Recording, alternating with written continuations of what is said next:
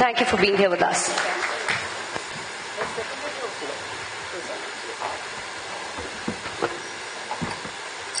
Thank you so much, Sonam, for that kind introduction.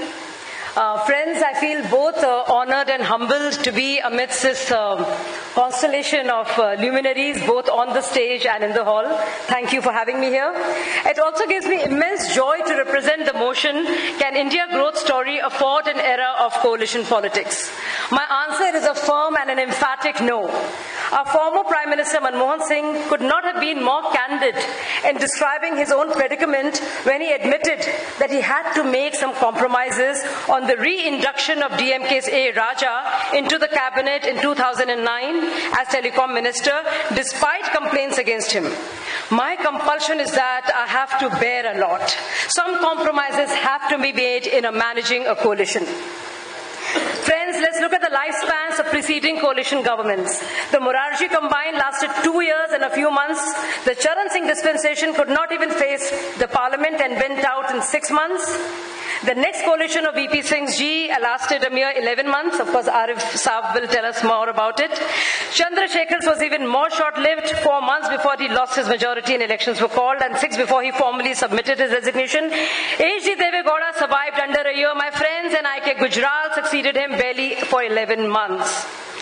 These years have seen coalition becoming synonymous with compromise, where scruples were thrown asunder. And can a nation be subjected to this charade of musical chairs when it comes to the office of the Prime Minister? When the scruples are thrown asunder, it is done only to accommodate wealth, power and portfolios.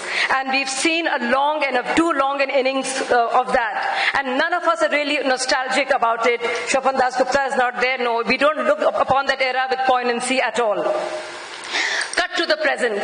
Let's look at the good old Karnataka, the state where Kiran Karnik ji comes from. Karnataka state is a live example of how people's mandate takes a huge beating because of political opportunism. Atal Bihari Vajpayee, he talked about the coalition dharma. Of course, the later Prime Minister after him, Manmohan Singh ji, talked about the compulsions of coalition.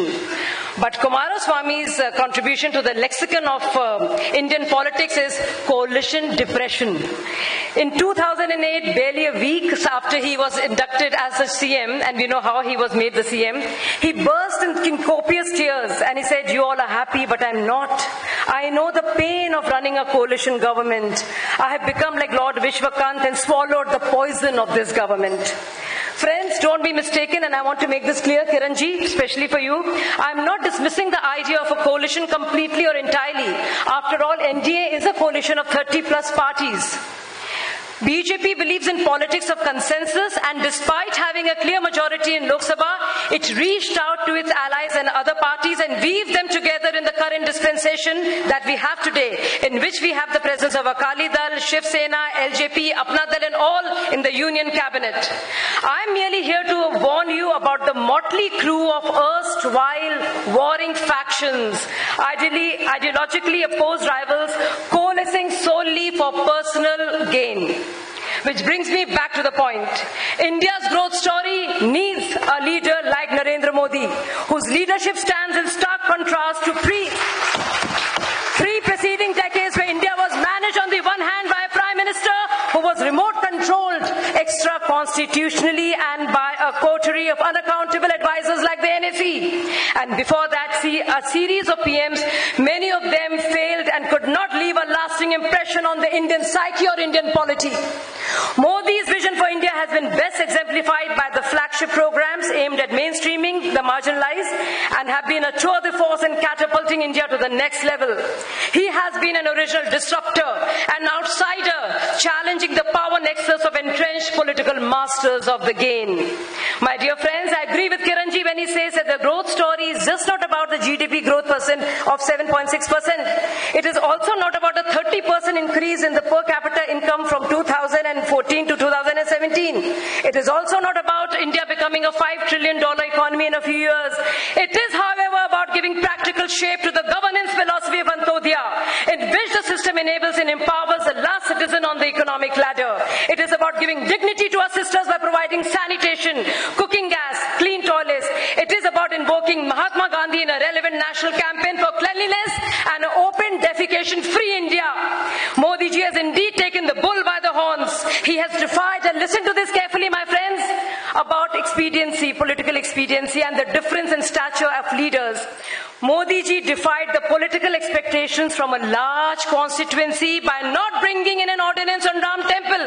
On the contrary, affirming the sole jurisdiction of the Supreme Court, thereby confounding the political pundits and opposition alike. Now contrast this with the so-called left, liberal, secular, progressive reactions of the Congress and its allying partners who towards the fate of hapless victims of un-Quranic, unconstitutional, illegal triple talaq victims showed complete apathy.